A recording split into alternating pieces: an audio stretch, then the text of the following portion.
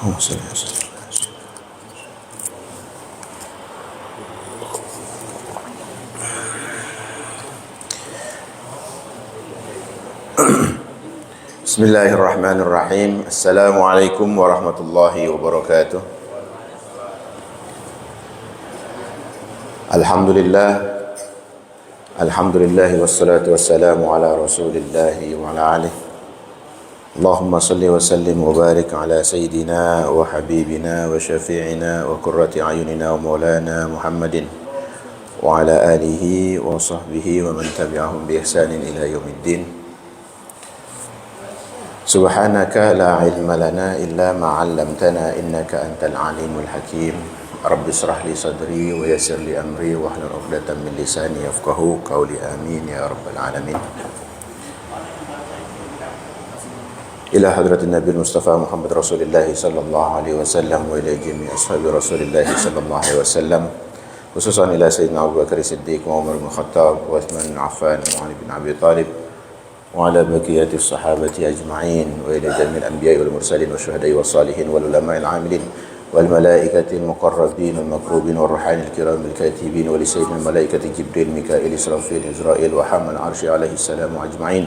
ثم إلى حضرة جميع أولياء من كل ولي من ولي الله من مشارق الأرض إلى مغاربها برها وبحرها وجميع أولياء تسعة قدس سرهم، وخصوصا إلى حضرة سلطان الأولياء شيخ عبد القادر الجيلاني وصاحب الكرم والإجازة قدس سره، إلى حضرة شيخ جنيد البغدادي وشيخ بهاء النقشبندي وإلى حضرة نبي خضر نبي إلياس نبي إدريس عليه السلام أجمعين.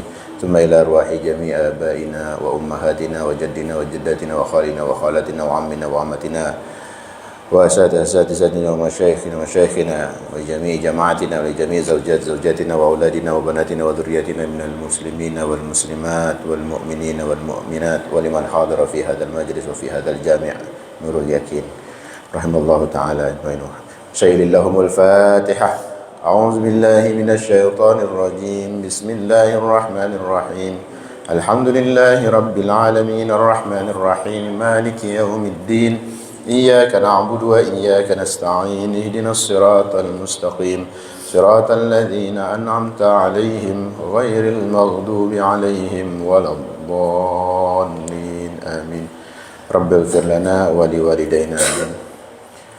Alhamdulillah wa syukurillah wal khair wa syarru bi masyiatillah la haula wa la quwata illa billah.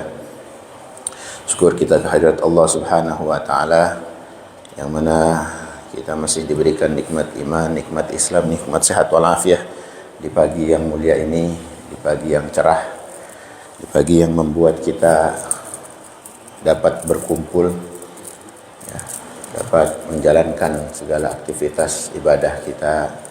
Yang mudah-mudahan apa yang kita jalankan, apa yang kita amalkan diterima oleh Allah Subhanahu wa taala dan dilipat gandakan. Amin ya rabbal alamin.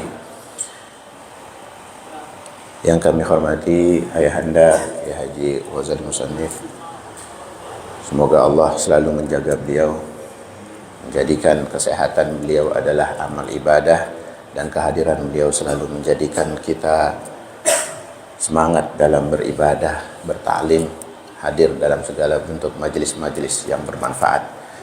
Dan kita yang hadir semoga selalu diberikan kesehatan, sehat walafiat, dan diberikan rezeki yang banyak, mudah, bebas dari beban-beban yang mencengkeram perasaan kita. Amin, amin ya rabbal alamin. Hadirin hadirat yang dimuliakan oleh Allah Subhanahu wa taala. Dalam kitab Fathur Rabbani kita sampai di pembahasan atau bab sebab cintanya Allah kepada hambanya. Qala radhiyallahu anhu yaum thulatha fi 'aishatil madrasah thani an al-'ashr Syawal min khamis 40 wa 15. Ya gulam, aina ubudiyatul haqq azza wa jalla. Wahai manusia, Syekh Abdul Qadir memulai majelisnya di saat majelis itu di bulan Syawal sore hari pada madrasahnya.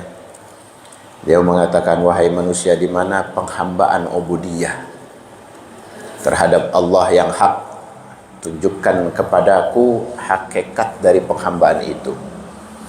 Perlihatkan kecukupan dari setiap dari urusan duniamu. Engkau adalah hamba yang lari menjauh dari Tuhanmu. Maka kembalilah, tundukkan kepadanya. Hendaknya engkau tawadhu dalam melakukan perintah-perintahnya dan menjauhi segala larangannya. Ya. Alaihissallahu bikafin abdahu. Bukankah Allah yang mencukupi hambanya? Ya, kata beliau. Maka ketika kita diminta untuk penghambaan yang total terhadap ubudiyah kita kepada Allah, untuk menggapai satu cinta, jadi kecukupan kita kepada Allah harus menjadi satu momentum bahwa haknya kita sebagai hamba ini harus menunjukkan ubudiyahnya. Nah, kita ini benar-benar berdoa, memohon, meminta. Maka di salah satu pertanyaan di kalangan awam, ada satu pertanyaan yang menggelitik. Kalaulah memang Allah maha mengetahui, kalaulah Allah tahu apa isi hati, kenapa sih hamba masih lagi disuruh untuk meminta dan berdoa? Kan Allah udah tahu, ya kan? Allah tahu banget isi hati dan batin setiap hambanya. Kenapa sih ada perintah lagi untuk ud'uni, mintalah kepada aku, astajib lakum? Apa pakai ada perintah untuk kita meminta? Nah, di sini berpengaruh kepada ubudiyahnya kita kepada Allah, penghambaan kita kepada Allah. Ini jawabannya adalah karena kita begitu membutuhkan Allah Azza wa Jalla. Jadi jangan sampai ketika ada perasaan-perasaan yang membuat menggelitik ini, ngapain ya pakai kita ibadah, munajat, zikir begitu banyak, puasa. Kan Allah tahu hajat-hajat kita. Itu kan pertanyaan-pertanyaan yang menggerus nilai semangat ibadah kita kan. Kadang setiap kita ini kadang-kadang akan hadir situasi yang membuat ada keraguan, kegalauan dalam kehidupan kita beribadah. Maka penting untuk kita ketahui secara utuh ketika hamba ini beda sesama hamba. Kalau kita sering diminta sama orang, ada rasa jengah, bosen. Ini orang perlu banget sama gua kalau lagi ada maunya. Itu kalau sesama hamba. Apalagi yang diminta yang bikin bebannya berat. Ya. Kalau minta bangsa yang 1.000, 2.000, 5.000, 10.000 masih bisa ada kita turutin. Kalau tiap hari pegel juga. Apalagi yang diminta rada beratan. Ya motor, sepeda. Yang awalnya cuma pengen, maaf Pak, saya cuma butuh makan. Awalnya sih begitu. Besok-besok, maaf, lauk kurang, pengen ini, pengen itu. Kita yang diminta pegel. Kesel juga. Ya kalau sekarang penghambaan itu sama jabatan lah. Minta jabatan, minta pangkat, minta posisi-posisi. Sekali, dua kali masih mending. Berkali-kali yang bikin kita repot. Ini kalau sesama hamba. Beda sama Allah Subhanahu wa ta'ala. Allah semakin hambanya meminta, sering menundukkan jiwa raganya kepada Allah, ya, semakin senang. Gitu. Ini bedanya sama hamba, sama manusia. Jangan disamain makanya. Minta yang berat-berat, minta yang paling hebat. Apa itu? Fid dunya hasanah wa fil akhirati hasanah. Minta ketenangan batin, minta surganya Allah, ya, yang kekal di dalamnya, keabadian. Minta. Coba kalau mau orang, wah, minta villa dong, yang kuncinya di situ paling enggak kamarnya ada 100. Siapa lu kan bisa digituin. Tapi kalau sama Allah enggak. Bahkan saking kita disuruh untuk meminta hal yang remeh pun kita dianjurkan. Apa itu? Kebutuhan garam di rumah. Saking kenapa? Allah senang diminta sama hambanya. Jadi jangan kita berpikir malu, ya, nggak enak, udah kebangetan nikmat. Enggak. Malah ketika kita memiliki satu keangkuhan pada diri kita yang menyelimuti batin gitu ya, itu ada kesombongan. Kita kayak nggak butuh Allah akhirnya, gitu. Ini yang perlu digarisbawahi, bahwa penghambaan yang totalitas adalah kita minta kepada Allah dengan segala bentuk kebutuhan kita yang sejati.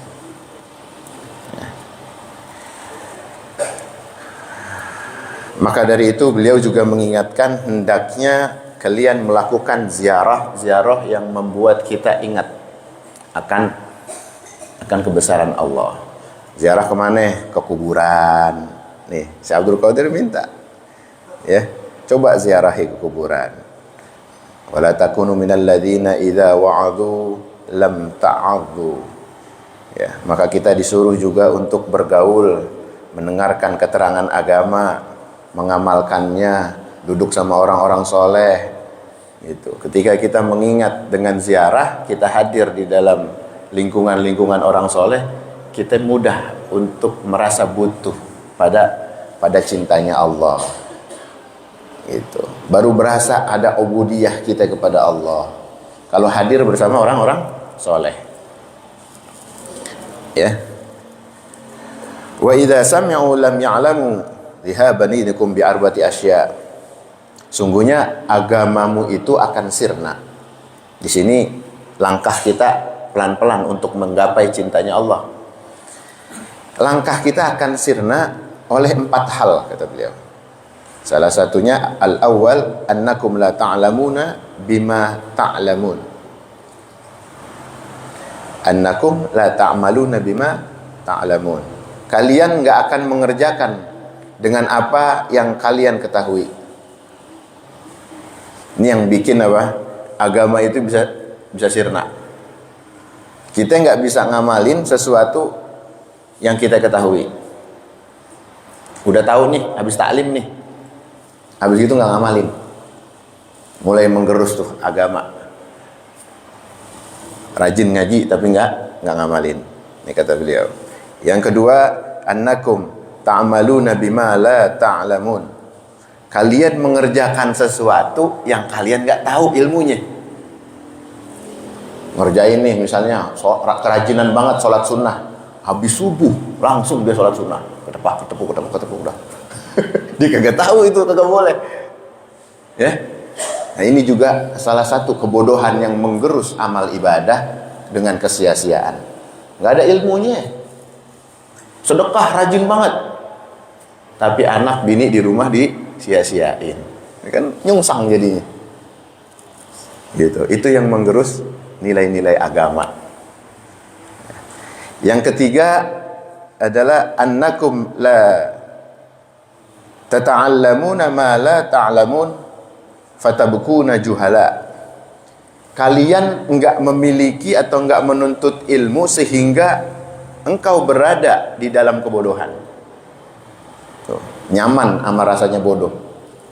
Males nurutin hawa nafsu kemalasannya. Ntar juga kita tahu, kita tungguin aja di YouTube banyak, gitu. Di podcastan juga banyak. Agama mah dicari, datang diri nggak dicari, kayak gitu. Nah, ini mulai ketika ingin menuntut ilmu tapi tetap nyaman berada dalam kebodohan. Ini salah satu hal yang menggerus, ya, agama, yang menyirnakan agama. Hilang tuh agama, nilai-nilainya dari seorang hamba. Dan yang keempat, rabi annakum tamna'una an-nas min ta'limi ma la ya'lamun. Yang keempat adalah engkau menghalangi manusia, ya, yang ingin menuntut ilmu yang belum mereka merasa mengetahui.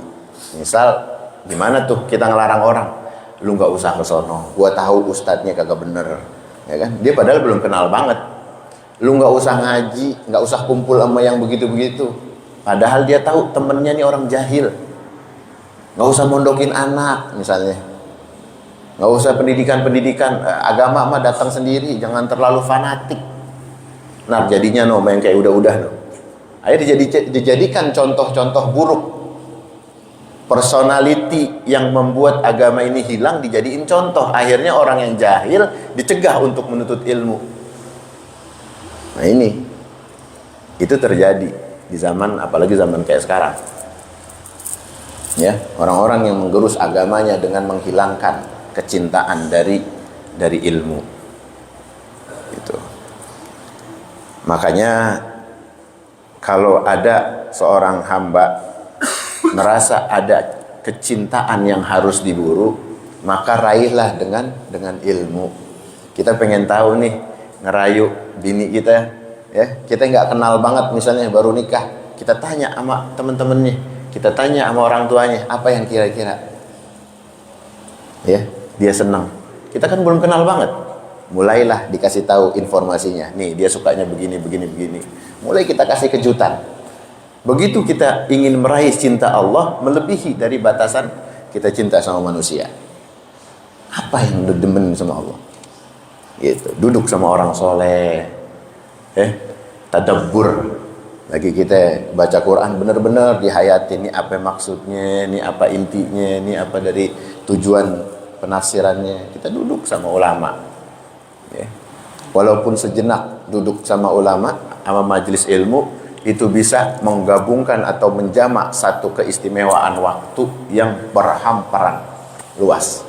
Ya kalau kita kayak mau ngelihat ini bumi luasnya sejauh mata memandang misalnya, nah ini waktu kita datang ke majelis ilmu tinggal kapling-kaplingin aja ente yang mau di mana, kan enak tuh. Ada lapangan luas, kita duduk di majelis ilmu, itu kayak kita terserah mau ngaplingin. Ente punya bumi di sebelah mana ente mau duduk. Kayak gitu. Nikmatnya satu majelis walau sejenak. Yang kalau tanda tangan itu udah, waduh, ini udah 1000 hektar misalnya. Ada kenikmatan. Begitu juga ketika kita menggapai cinta Allah. Kita raih, kita memburu bahasanya. Ada kiat-kiat yang membuat kita harus duduk betul-betul khusyuk meminta, betul-betul memohon, ya terutama apa? Memohon dengan keridhoannya, bukan keridhoan dan tujuan manusia. Ini seringkali beliau mengingatkan agar kita jangan menjadi hamba manusia. Ya, hamba manusia ini terjebak sama riya, terjebak sama ujub, kebanggaan, yang buruannya itu bakal hilang. Manusia kemana sih larinya? Kan bakal hilang juga sama yang udah-udah. Apa yang minta kita anggap? Pejabat, ntar habis jabatannya. Siapa? Orang yang paling kita sayang, dia tua juga ntar. Tapi kalau tujuannya karena akhirat, sayang kita akan terasa abadi. Kenapa? Tujuannya itu yang tidak akan ada hentinya dengan cinta sejati kita sama Allah. Sayang nih sama bini, gara-gara apa? Kalau kita ngelihat karena kecantikannya, dia akan hilang. Tapi kalau kita raih cinta kita karena Allah, sayang kita nggak akan luntur sama pasangan kita. Ya, suami kita begitu juga.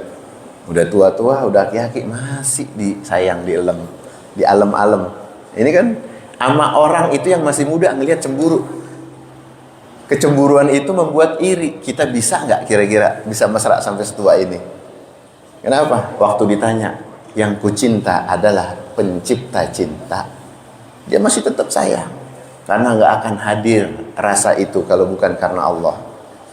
Biar kata udah tua, udah letoy banget, sayang banget masih, gitu.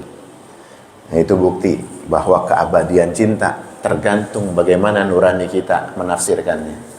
Tapi kalau udah tujuannya ke Allah, taat begitu juga. Ya, kalau disuruh yang susah-susah, yang berat-berat, yang capek-capek, yang bikin perasaan kita berat nerimanya misalnya. Tapi kalau ingat tujuannya sama Allah akan terasa enteng. Ya, ibu-ibu biasa kalau disuruh sama lakinya siapin gua ini itu, ya kan banyak banget permintaannya nih. Ingat di situ ada perintah Allah. Karena taatnya kita sama suami bagaikan dari taatnya kita sama perintah Allah. Jadi hiasi hubungan kita dalam sosial kita kehadiran Allah di dalamnya, maka akan terpaut cinta. Kan tajuknya di sini apa? Bagaimana kita ingin meraih cintanya Allah sama kita. Maka disuruh juga kita mengurangi kesenangan-kesenangan. Senangan dunia nih pengen banget apa? Pengen yang enak-enak, pengen didemenin, pengen diiroin, pengen dialemin, tuh kurangin tuh kepengenan gitu, ya. Dan perbanyak kesedihan. Kita sedihin diri kita. Bukan artinya kita memburukkan, ya, menjadikan diri kita terpuruk, bukan. Tapi kita pancing bahwa kesenangan itu dalam dunia ini akan ada penghabisannya. Sebelum kesedihan yang nyata datang sama kita undang dulu, ya. Karena apa? Karena kita bakal ingat siapa yang bakal mengembalikan kebahagiaan kita, yakni Allah Azza wa Jalla, ya. Maka celaka bila engkau beramal untuk makhluk namun berharap diterima oleh Allah. Celaka tuh. Pengen dilihat orang doang, ya, tapi ngarepinnya apa? Ngarepinnya diterima sama Allah. Beliau katakan celaka. Sungguh itu sebuah kekonyolan darimu, kata beliau. Maka tinggalkan sifat ingkar, tinggalkan kesenangan-kesenangan dan ketamakan kita. Kurangi kesenangan, perbanyak kesedihan yang tadi diminta. Sebab saat ini kita benar-benar berada di tengah negeri kesedihan dan negeri penahanan. Itu. Kapan hati kita jernih? Wahai ananda, anak-anakku, ya bunayya, jika kemandirianmu dengan Allah sudah benar, maka hatimu akan jernih. Penglihatanmu akan selalu jadi penglihatan yang sejati, yang pelajarannya membuat hatimu jernih dalam berpikir. Kita ini kalau sering tahu kesendirian kita sama Allah, datang kita sama Allah malam-malam, ya, sholat tahajud di saat semua orang lalai lelap sama tidurnya, nurutin hawa enak berselimut misalnya, ngangetin. Kita ingat sama Allah tuh. Waktu kita mengorbankan kepayahan, kenyamanan itu, ya, mulai hati kita terasa jernih. Mulai ada kesucian dalam diri kita. Istighfar kita kayak didengar banget kalau lagi kita berduaan, kayak gitu, ya. Karena ada perhatian khusus. Kalau mau jemput cintanya Allah bukan di tengah hari bolong. Coba, di tengah hari bolong banyak banget keperluan hajat manusia. Ya Allah kasih rizki, ya Allah kasih hujan, ya Allah kasih rame, ya Allah. Ente di tengah-tengah hadir di situ. Banyak banget proposal lagi lari ke langit. Tapi kalau di tempat sepi, di situasi yang hening, yang cuma orang-orang tertentu yang mengangkat tangannya, menengadahkan, meminta ampunan, beda. Ya, proposal yang naik ke langit nih, ini orang-orang spesial nih. Jadi pandangan para malaikat di kala malam hari dalam beristighfarnya seorang muslim di waktu sahur memang anjuran utama. Kenapa sih di waktu-waktu sulit? Karena keseriusan kita mengatakan cinta sama Allah. Ente kalau cinta sama orang aja disuruh dites dulu seberapa jauh ente punya keseriusan pengorbanan. Masa sih beliin yang mahalan dikit nggak mau? Apalagi sama Allah. Masa ngaku cinta dianjurin malam supaya bangun, zikir banyakan dikit, ya, baca dengan ilmu, masa nggak mau? Kayak gitu, ya. Gambaran-gambaran supaya hati kita jernih dan juga rizki akan ditetapkan. Ya, kalau kita pengen rizki kita lancar, hati tenang, ya, ibadah serius, rada seriusan dikit sekarang dah sama ibadah. Jangan main-main lagi. Jangan cuma karena urusan dunia doang. Pancingan kita kalau memang hak kita minta sama Allah akan rizki, maka datangi dengan keseriusan cinta. Hak itu akan diberi. Enggak, Allah enggak dusta. Allah juga enggak bakal zolim sama hambanya, enggak. Wa ma kana rabbuka nasiya. Wa ma kana Allahu rabbuka nasiya. Kalau aja kita apa ya, susah payah ngabdi sama orang tua, ngabdi sama kampung, sama tetangga. Pokoknya kita sering ngabdi sama kampung lah, bersih-bersih lah, beres-beres. Orang mungkin lupa, tetangga mungkin kagak ngeh ini rapih gara-gara kita, tapi Allah nggak bakal lupa. Gitu. Wa ma kana Allahu rabbuka nasiya. Ingat aja, kalau ngamalin sesuatu ada pandangan tersendiri dari Sang Pencipta. Akhirnya apa? Bikin kita nggak gelisah, bikin kita nggak sakit hati, nggak dongkol. Itu. Nah, ini harus coba sering dilatih lah, supaya waktu kita ngabdi sama orang tua, waktu ngabdi sama keluarga, nggak ada rasa beban, nyesel, nggak ada rasa beban berat, ya.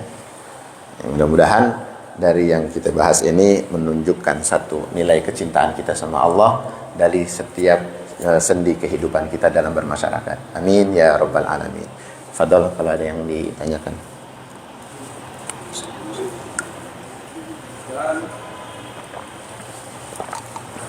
Ya.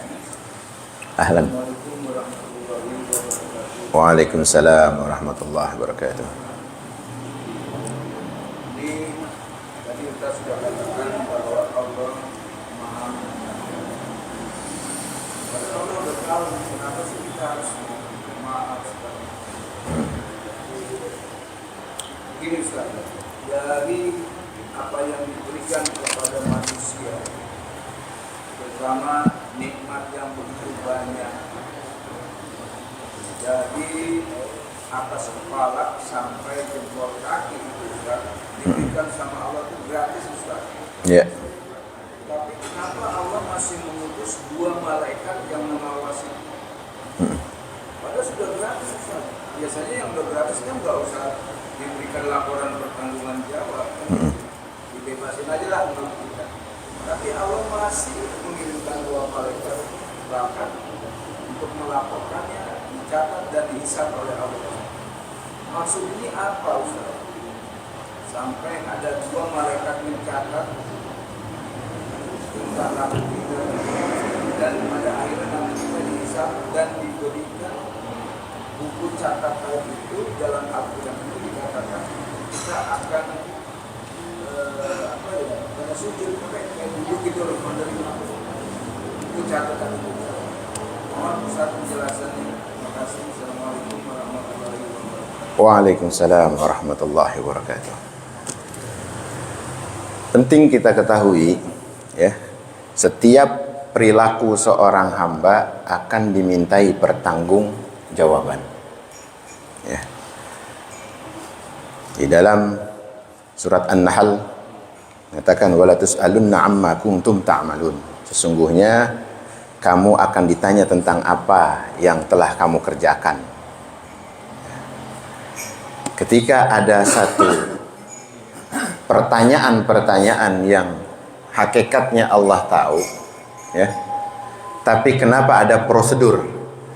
Prosedur, ada malaikat pencatat, ada malaikat yang menghisab, ya, ada catatan-catatan yang memang tertulis di dalamnya.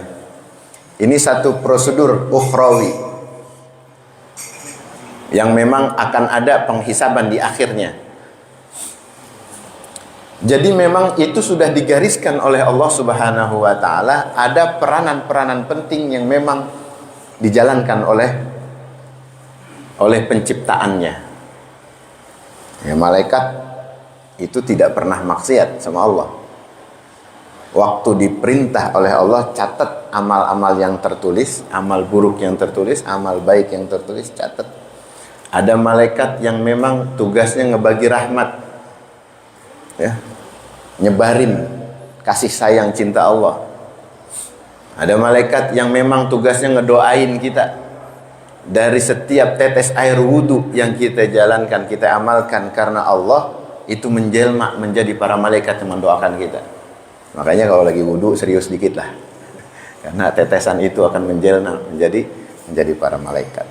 Nah, ini ada tugas-tugasnya supaya para malaikat ini menjadi pendamping, menjadi sebagai bala tentaranya Allah, gitu. dan menjadi saksi pendukung bagi seorang hamba. Ya, tadi kan kenapa masih perlu? Karena memang begitu kebesarannya Allah ingin menunjukkan kepada kita hambanya. Maha kayanya Allah. Jadi maksudnya bukan kerek lah, nggak miskin lah kalau yang ada orang ngapain lu butuh pakai ini itu, ya kan? Padahal gue sendiri udah bisa. Enggak. Kita kalau pingin menunjukkan satu kuasa diri aja, kita pingin ada harkat yang didengar oleh orang banyak. Ini manusia. Nilai kekuasaan manusia aja, kerajaannya ditunjukkan dengan luasnya apa? Luasnya lingkup kuasa dia. Bagaimana Allah? Lebih dari itu. Gitu. Nggak pingin ada cuma satu tugas, satu pertanyaan yang selesai di situ. Nggak pingin. Ditunjukkan lagi kebesarannya dengan keagungan yang amat luar biasa. Jangankan masalah pencatatan, setiap langkahmu kujadikan malaikat pendamping. Coba, yang bakal bersaksi di hadapan Allah. Bukan yang tukang nyatet doang. Langkah kita aja itu bisa menghadirkan amalan-amalan yang bakal menjadi saksi. Terbang gitu ke atas. Kenapa sampai segitu sibuknya? Karena Allah ingin menunjukkan kuasanya kepada kita hambanya. Jadi bukan karena kenapa sih pengen begini, pengen begitu. Nah itu Allah pengen menunjukkan kuasanya betul-betul. Sebagaimana kecil kalau kita kasih gambaran raja di raja aja pengen apa? Pengen rempong dalam setiap kuasanya. Ini kudu ada yang nyisirin anaknya, yang masakin kerajaannya, yang tukang ngebersihin selir-selirnya. Padahal kan mereka sebenarnya bisa bersih-bersih sendiri. Kenapa sih raja pengen begitu amat? Kenapa pakai menunjukkan tugas-tugas kepada selir-selirnya, pembantu-pembantunya, tentaranya? Karena nih raja pengen nunjukin kuasanya. Jangankan lu urusan dapur, urusan kasur aja beda tugas-tugasnya. Nah gitu. Itu manusia yang masih merasa raja di atas raja, apalagi Allah Rabbul Alamin. Ya. Jadi ketika ada penunjukan kuasa dari Allah, di situ memang menunjukkan ada jabariyahnya Allah, kemahabesarannya Allah. Nah, yang paling utama apa? Setelah semuanya bersaksi dengan tugas-tugasnya, ya. Ini malaikat tugasnya nyatet, yang ini tugasnya begini, yang ini tugasnya nggak doain. Ada sisi spesial. Ini ada catatan nih. Spesial seorang hamba kepada Rabbnya. Besok ketika kita dihadirkan dalam persidangannya, ada kesaksian yang sifatnya itu personality antara kita sama Allah. Malaikat besok ngebawain amal sama catatan sesuai apa? Sesuai yang diamalkan. Tapi bisa ditolak sama Allah mentah-mentah. Kenapa? Karena waktu kita beramal bukan karena Allah. Nauzubillah min zalik. Serem gak? Ente sholat, ente ngaji, ente ibadah, semua karena pamor-pamor manusia. Karena pengen dianggap alim, pengen dianggap soleh, pengen urusan dunianya doang. Sama sekali sepersekian gak karena Allah. Catatannya mah kecatat. Kan pernah kita bahas, ya. Ada amal yang gak bisa kecatat. Ada amal. Apa itu? Ikhlas. Malaikat aja gak nyatet itu. Itu ada ruang khusus antara kita sama Allah. Maka jangan nganggep, wah ustadz mah enak, ilmunya banyak. Kiai mah enak, ilmunya banyak. Enggak. Jamaah aja punya hubungan spesial sama Allah. Gitu. Jadi jangan pernah ngerasa kecil hati. Jangankan orang, manusia. Binatang aja. Allah tahu ada keluh kesah di antara para binatang. Yang gak punya pikiran maksudnya. Allah tahu. Gimana dia mengadukan kepada Robnya ketika ada kezoliman yang dia terima dari perlakuan yang lain. Misalnya ada manusia ngezolimin, dia punya Tuhannya, hati-hati ngezolimin binatang, ngebakar apalagi, nyeksa. Bukan tujuannya ngebunuh langsung, nyeksa. Dia punya hubungan spesial, apalagi kita. Apalagi kita seorang muslim, mukminin. Beda. Ada hubungan yang sangat spesial kita kepada Allah.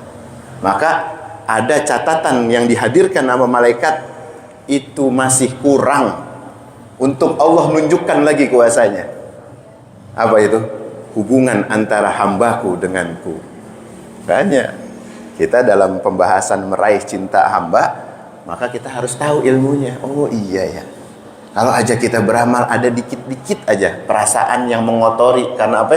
Penghambaan makhluk, maka akan sia-sia kita. Kapan sia-sianya? Waktu kita beradab. Besok amal catatan mah di kanan diterima, ya kan? Udah kayak bebas nih, oh aman nih insyaallah. Tapi waktu betul-betul menghadap Allah bisa tertolak secara mentah-mentah karena urusan-urusan yang kita amalkan untuk akhirat kita ternyata masih berbalut dunia. Nauzubillah min dzalik. Ya, ini beliau mengingatkan banget, jangan sampai kita menjadi hamba yang hakikatnya hamba itu akan sirna. Tapi kita jadikan setiap amal kita karena mardhatillah, minta karena ridha Allah Subhanahu wa taala. Ya, mudah-mudahan itu ada yang memikir lagi tadi. iya, pada Masalah kata-kata ikhlas itu kan. Bahwa Allah dan personal itu kan mempunyai ruang tersendiri.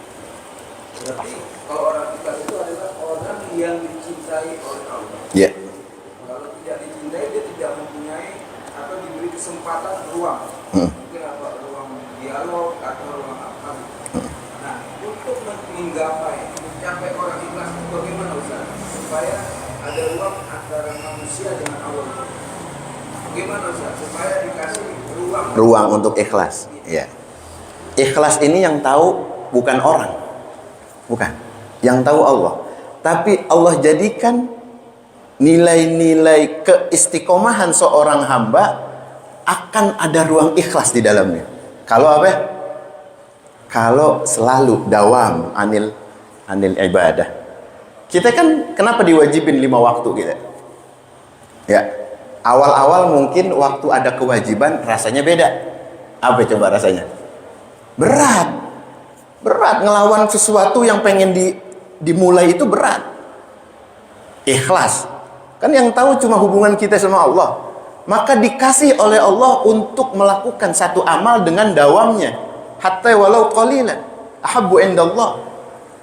Urusan-urusan remeh-temeh kalau selalu kita dawamkan, Allah jauh lebih suka daripada urusan besar tapi jarang-jarang. Kenapa itu kiatnya? Karena kalau kita melakukan dengan dawam terus-terusan, ada sepatah dua patah, selangkah dua langkah yang kita ikhlas di dalamnya. Gitu maksudnya. Ya, kan pengen tahu gimana kiatnya kita ikhlas. Seringin. Pengen gede. Kira-kira kalau gede kita ikhlasnya gampang apa susah? Susah. 100.000 kita taruh. Ingat banget itu. Gue naruh 100.000 tuh di masjid ono. Nurul Yakin. Gue beramal tuh di situ. Ingat banget dah. Kenapa ingat banget? Karena jarang. Tiap tahun sekali. Coba kalau dia sering. Seringnya dijadiin latah, tau nggak? Dijadiin amalan, udah rutin aja dah. Dia akan lupa pada satu posisi tertentu. Dia lupa. Disitulah nilai keikhlasan yang sejati. Yang antara kita sama Allah. Kenapa sih? Karena dawam, sering. Maka Allah mengatakan, aku lebih mencintai amalan yang ringan tapi istiqomah daripada besar kagak istiqomah. Pasti apa ya? Yang gede-gede diinget. Tahajud misalnya 12 rakaat, jarang-jarang. Diinget banget ya. Tiap malam Jumat gua ngelakonin tahajud, belum dikobul-kobul nih doa. Kenapa? Dia kagak ikhlas. Coba kalau diikhlasin, biar kata 2 rakaat terus aja dawamin. Qobliyah subuhnya, qiraah Qur'annya, tadabbur ayat-ayatnya. Terus latih. Ya. Tyson nih, Mike Tyson tau nggak? Kan jago banget tinju tuh. Ya. Dia jago kira-kira latihan apa dadakan? Kan latihan. Waktu pas lagi di ring yang betul-betul waktunya dia bertanding, kalau udah jago, latah udah bisa ngeleset. Gitu. Dan kita waktu dituntut untuk ikhlas, kalau tanpa latihan gimana bisa untuk ikhlas? Nggak pernah latihan. Yang ada kaget, kayak panci dipanasin disiram air, cos dah. Wah, hilang tuh kagak ada isinya. Tapi coba dia dihangatkan pelan-pelan, disirami pelan-pelan, beda.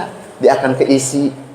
Dia akan panas dan lalu bermanfaat untuk matangnya air di dalam. Coba kalau cuma panas doang, diisiin amal, terus hilang, ngebul itu. Nguap. Begitu keikhlasan.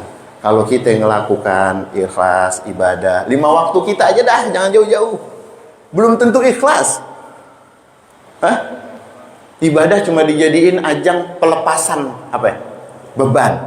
Sholat lu biar entengan dikit, coba dah. Sering kan begitu? Kita kalau lagi bergaul nih, ini kan masih tahapan keras rendah. Udah mondok masih begitu juga. Udah ustadz masih begitu juga. Kenapa? Karena latihan ikhlas ini bukannya gampang. Susah. Perlu dilatih, perlu dibentuk dengan kemurnian dalam istiqomah. Makanya ingat tadi, amalan kecil jauh lebih Allah sukai. Ya beramal gopek dah, ya kan? Tapi diwajibin sama dirinya. Terus. Lama-lama kan banyak. Daripada gede jarang-jarang. Ingat-ingat, ngitung-ngitung. Dibalikin sama Allah, bingung lagi kita.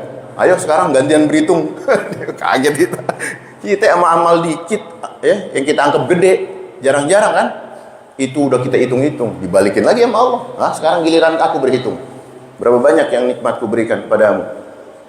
Pendengaran, mata, warna, gerakan saraf kita, akal pikiran kita, sentuhan kita, yang kalau disentuh tuh rasanya nyaman, yang kalau dicinta rasanya nikmat.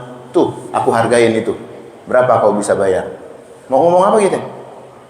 Waktu hamparan dikasih sama Allah, kita nggak mau petik.